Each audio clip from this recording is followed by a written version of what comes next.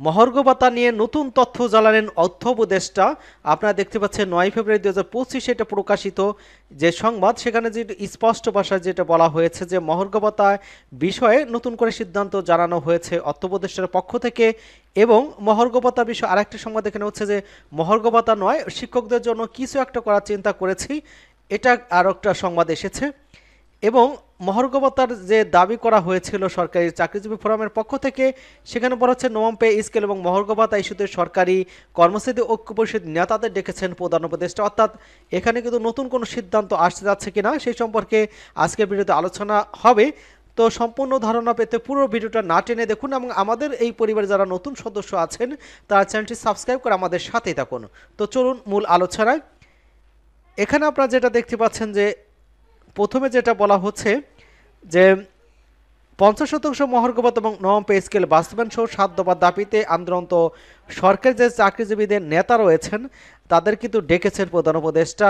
এবং দুপুর ২টা কিন্তু সরকারি চাকরি পক্ষ পরিষদের ব্যানারে ১৫ সদস্যের একটি প্রতিনিধি দল কিন্তু দেখা করতে যান এবং সাক্ষাতের বিষয়টি নিশ্চিত করে বাংলাদেশ সরকারি কর্মচারী উন্নয়ন পরিষদের সাধারণ সম্পাদক ঐক্য পরিষদের সমন্বয়ক আসাদুল ইসলাম ঢাকা পোস্টকে বলেন দীর্ঘদিন ধরে আমরা আন্দোলন করে আসছি এবং সর্বশেষ ৭ ফেব্রুয়ারি শুক্রবার কেন্দ্রীয় শহীদ মিনারে সমাবেশ করেছি। এরপর আজ প্রধান উপদেষ্টা কার্যালয়ে আমাদের ডেকেছেন ১৫ সদস্য একটি প্রতিনিধির করতে দেখা করতে যাচ্ছে। তিনি জানান যে আমরা ৭ দফার দাবি মূলত ৫০% মহার্ঘ ভাতা এবং নবম পে স্কেল দ্রুত বাস্তবায়ন এবং ২ দফার প্রতি বেশি গুরুত্ব দেব। ছাত্র জনতা যে বিপ্লবের মধ্য দিয়ে বৈষম্যহীন এক দেশ গড়ার প্রত্যয়ে এই সরকার দায়িত্ব গ্রহণ করেছে। আশা করি কর্মচারীদের বেতন ভাতা নিয়ে যে বৈষম্যের শিকার সেটি কিন্তু ডক্টর ইউনূস বুঝবেন এবং তাৎক্ষণিক ব্যবস্থা গ্রহণ করবেন।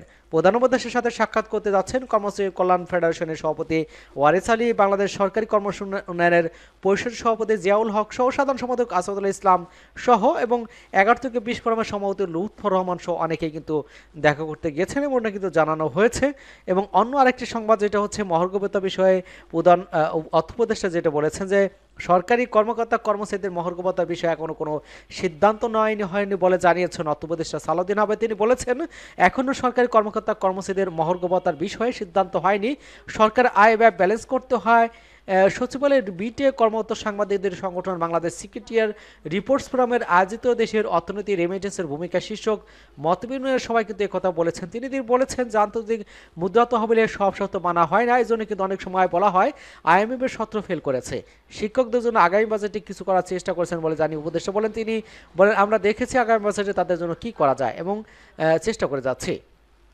এবং এখানে যেটা বলা হচ্ছে যে অথচ আমি কিন্তু সামাজিক খাতে বরাদ্দ কমাবো না, শিক্ষা, IT, স্বাস্থ্য, সমাজ কল্যাণ আমাদের কমিটমেন্ট আছে, এগুলোতে কিন্তু বরাদ্দ কমানো আমাদেরকে অর্থত তারা বলেছে আমরা অবকাঠামো করবে, আমাদের থেকে বাজেট সহায়তা নেবে, কিন্তু ওই সব খাতে কোনো বরাদ্দ কমাবে না। আর সরকারি চাকরিদের মহার্ঘ ভাতা নয়, কেবল স্কুল কলেজের শিক্ষকদের জন্য কিছু মহার্ঘ ভাতা বা কিছু একটা করার চিন্তা করেছে সরকার। সম্প্রতি এক সাক্ষাৎকারে অর্থ উপদেষ্টা সালাউদ্দিন আহমেদ এমনটাই জানিয়েছেন এবং এক প্রশ্নের উত্তরে তিনি বলেছেন যে কেবল স্কুল কলেজ শিক্ষকদের অন্য কিছু বিষয় আমরা দেখব, যদি সম্ভব হয় এটি অবশ্যই ফ্রেমের মধ্যে আমরা কোনো পে স্কেল পরিবর্তন করব না। তিনি বলেন আমি কিন্তু সামাজিক খাতে বরাদ্দ কমো না, কিন্তু IT, স্বাস্থ্য এবং সমাজ কল্যাণ আমাদের কমিটমেন্ট আছে, এগুলোকে কিন্তু বরাদ্দ কমাও না আমাদেরকে। অর্থতরা যে বলেছে তোমাদের অবকাঠামো কর্মী আমাদেরকে বাজেট সহায়তা নেবে, কিন্তু ওই সব খাতে বরাদ্দ কমাবে না।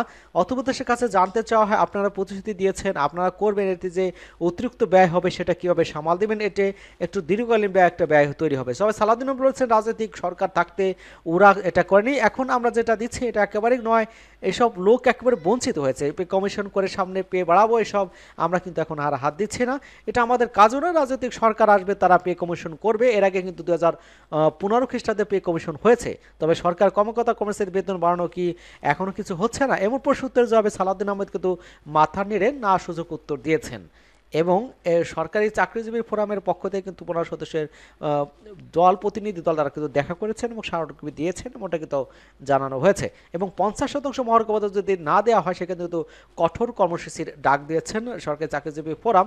আপনারা দেখতে পাচ্ছেন যে নবম পে স্কেলে বাস্তবায়ন এবং 50% মহার্ঘ ভাতা সহ 7 দফা দাবিতে মহাসমাবেশ করেছে 11 থেকে 20তম গ্রেডের সরকারি চাকরি কর্মচারীরা।